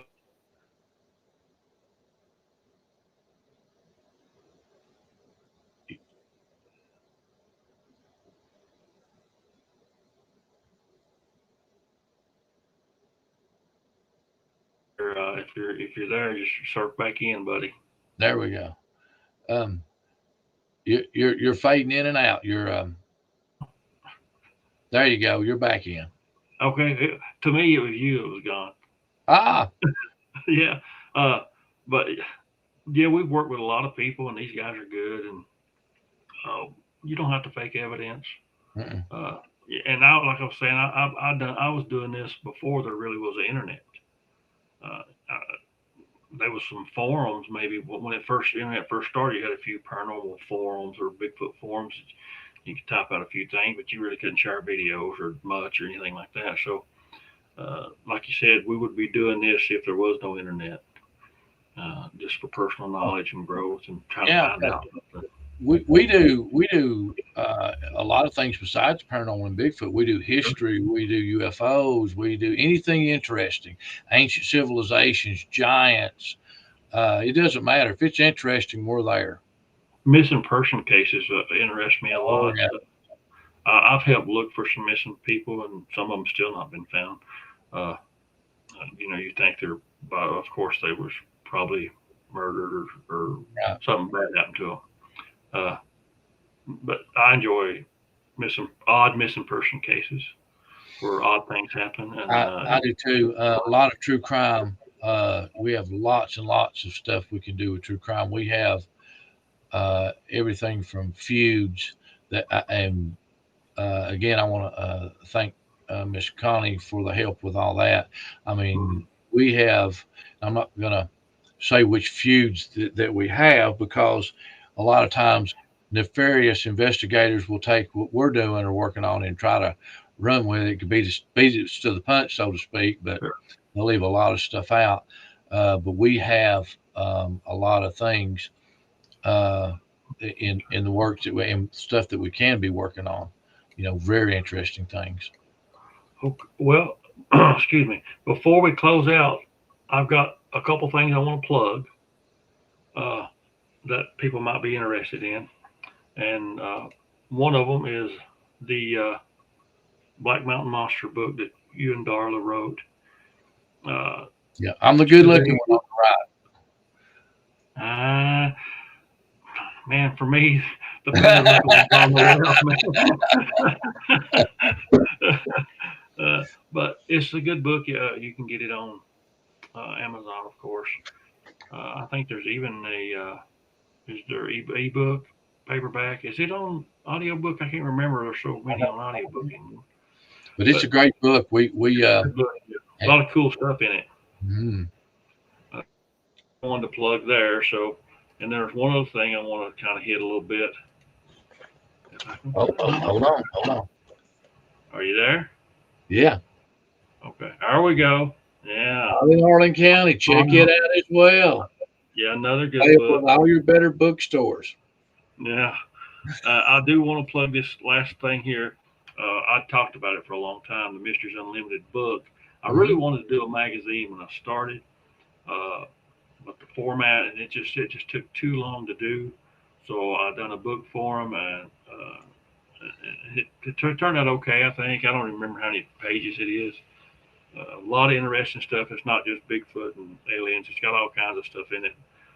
Even a lot about the Kentucky Giant. If you don't know who that is, Bates is his last name. Fought in the Civil Hmm. War. Oh, yeah, yeah. 7 foot, 7'11". It's He wild. married a giantess as well, right? 8'1". Yeah, I even go into details about their children they had and all that kind of stuff. How big they were. They hold several world Guinness Book of World Records things in that. So a lot of that's in the book. Swift Silver Mine is in there. The Phantom Lights of North Carolina, that's in there. It's got some good stuff in it. But hopefully, I'm going to add some more books to this. I've been working on some other Mystery Unlimited books that's on topic. So if you get a chance, check that out. And there was some errors in the first book. It wasn't actually ones that I made. It was the software we used to transfer it over to book form. There was some kind of setting it would take off, like if you had the word find, Find, it was taking the F and the I off on all F and I words, like the word first. And I don't know why he said it was some kind of setting that you had to turn off or something. I never could figure it out, but I went back and fixed it. I didn't even know it. I didn't even realize it till too late.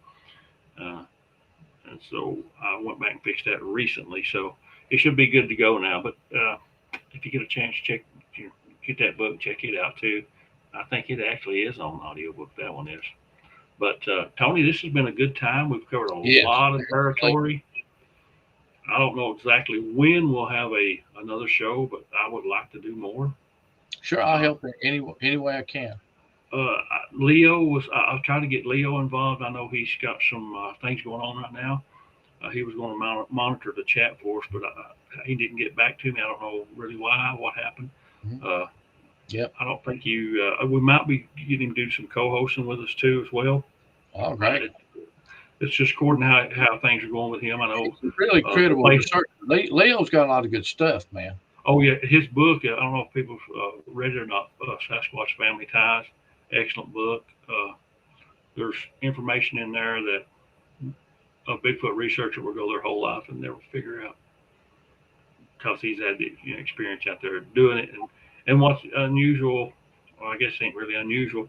What's kind of neat is that some of the things that Leo found in Canada, stick formations, I found almost the exact same things here. And that's kind of neat that when you can find a pattern that far away, lends credence to a behavior pattern that they do. That's because what's the statistical probability that you have the same random stick formation thousands of miles away? 1,000 miles away, right? And I heard one researcher one time say that all stick formations were made by people who had been smoking pot. That they go out and they would just go out and do that to have something to do. Well, have a guy done it in Kentucky, then go all the way to Nova Scotia or somewhere and do it. Yeah. He must be on the good stuff. I can tell you exactly how to know if somebody has been smoking weed and made that stick structure. There'll be ice cream containers and Doritos bags close by. Everywhere, yeah. Well, the people I know who through my life that smoked marijuana, there wasn't interested in going on top of one of these mountains to do something, lounging around or something Cartoon like that. Networks and plenty of ice cream and Doritos. Yeah. But Tony, it's been a good time, and I appreciate you coming on. And hopefully, if anytime that Leo can, or even if he can be on, there's no problem for us to do 3 or 4 people at one time. I'll be glad to help any way I can. I really enjoy this. Yeah, I do too. Of course, we've not done a show in well over a year because of a lot of personal things going on. And, so of course, I'm a little rusty on all my gear, and my audio was messed up at the first for some reason. It wasn't me though; it was the box that I had to. I just cut the power off and on it, and it was okay. Yeah. Weird, but a little nervous at first. But that's just the type of guy I am. But I think everything's went okay. We've not really had no major problem, no major malfunctions out of the first 30 seconds or so. No, everything went great. And we've covered Manzo Shepherd, Shadow House, Paranormal, Expedition X, played some EVPs, some suicide stuff. We covered a lot of territory. You were talking about missing person cases, and this will give Darla a shout out. She helped to solve a 50-year-old murder case of victim's identity, Mountain Jane Doe. And there's a documentary. It was on Netflix, I think. Actually, it was on Amazon, and I watched it. It was a very good documentary. Yeah. If it wasn't for Darla, they would have never put together the name to the victim, and she worked years on that and did a fantastic job and was able to make a difference and give the family closure. And I think she's going to do a part 2 at some point on that because she has a lot more information now. Well, that's the thing with the way we research. Now, everybody don't do it this way. If we go talk to a person who's got Bigfoot problems on their property, we're coming there not to exploit them. We're going to try to help them. We're going to try to. I went to one place and where me and you spent the night at the farm. The first time I went there, I was trying to get the Bigfoots to back off from the people's property. Some. Because there's children involved and it's scaring some of the children. They're throwing rocks. And so I tried to do some things that would make them back up. And it seemed to work for a little while, but then they kind of pilfered right back in. But that's when we stayed all night and got to eat up with chiggers and ticks. Yeah, I'd like to go back there, but we're taking plenty of Sawyer with us. You ain't kidding. I'll tape some tape around my pants leg and socks. And totally different setup, son. Totally different. And I think we might have been better if we'd have went a little farther over in the woods. I think we'd have got less ticks. Because that one little area we was in, we was scanning that wooded area with the thermal and all that stuff was cut grass. Well, like long grass, like on a farm or whatever. We caught some pretty good audio as well. Hey, we got some good stuff on that. I hope I can get that movie out this year. Also, I'm working on the next Bigfoot witness. It's the Leo Frank story. We was talking about Leo. His life is unique, and his interactions with Bigfoot from years ago all the way up to just a few years ago is unique, and we want to try to tell that story the best we can too. I've got a lot of that already in a folder. I want to work on that. We got undisclosed location 2 we're working on, and several other things. Plus we got things lined up for this year. We're going to film in places we're going to stay all night, and I'm going to try to talk Tony into going and camping out a couple nights. Just sleeping bag or angle tent or something, or something like that, where we just stay a couple nights in a Bigfoot location. And I want to plug this a little bit too. I talked about it a little bit, and you've heard some of this. I have got a almost like Bigfoot and Beyond movie I'm almost finished with, and I caught some extraordinary evidence. I would say it's probably the best evidence I've ever actually caught. And you heard some of it.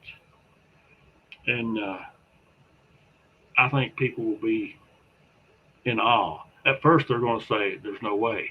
And then when they think about it, they'll say, well, it has to be, because there's no way you could have faked it. There's too many factors involved to have faked it.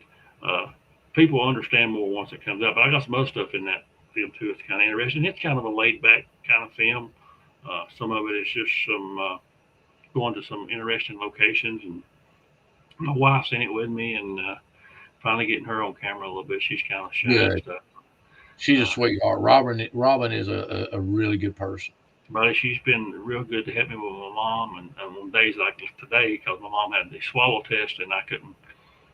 Her day was going to be messed up, so I couldn't go over there and visit my regular time. So out of work, she stops by and checks on mom, make sure she's okay and stuff like that. But yeah, we got a lot. Me and Tony's got a lot of stuff going on, and we even got more stuff that's on the burner, been on the back burner for a little while. But we're going to keep laying on it, and we're going to start doing hopefully more shows and just keep on plugging. That's all we can do, Tony. That's it. We'll keep going until we can. Yeah, that's well, you're slightly older than me, but the last few days I went for my annual checkup. I know this is getting in, we're running a little bit long, but my uric acid was up, which is what causes gout. You eat too much red meat, Well, they put me on allopurinol to try to bring that down. Man, for the first couple of days, I felt like I had been beat up. And I thought, man, what is going on? I was hurting all over. Then we got to looking, and that's one of the side effects when you first start taking allopurinol. You can hurt in all your joints, and I mean, I felt awful for a couple of days, but now I guess I've got back used to it, because I used to take it years ago, and I got back used to it, and it's not been so bad now. But man, I felt like I was beat up. I didn't want to get out of the bed. But I got to get rid of that gout, because I can't hit the mountains with my big toes swelled up or something. But anything else you want to say before we get out of here? No, it's just been a good time. Thanks for having me on. We're glad to have you, and glad to have you on here. And hopefully we can do it again soon with maybe another guest, and get Leo on here. We got to get Leo back too, and just keep plugging away, man. All right, Tony. Have a good night, man, and I'll talk to you probably tomorrow. Okay, all right. And if, like I said, if anybody wants us to build upon anything we've talked about tonight, just let us know. I'll be glad to do it. Sure, we could even pop back on and have another show or something in a few days if we need to. All right. Thank you so much, Tom. You have a good evening. Yeah, I'm going to probably go to bed, I guess. Here, Mom, I might eat something though. Oh, that's right. I had Robin give me some donuts. I might try me a donut. Donuts. Now you're talking Yeah. my language. All right, Tony, be good, buddy. All right. Have a good evening. All right. See Bye ya. bye. All right, folks, that's it. We love you guys. Thank you for support, and just keep helping us, keep watching us, and keep encouraging us, because sometimes it gets hard on us. We have a lot of life things that get in the way, but with your support and backing us, we just keep pushing forward and trying to get some answers and have some fun and see some stuff that maybe nobody else sees. So y'all be good, and we'll see you next time.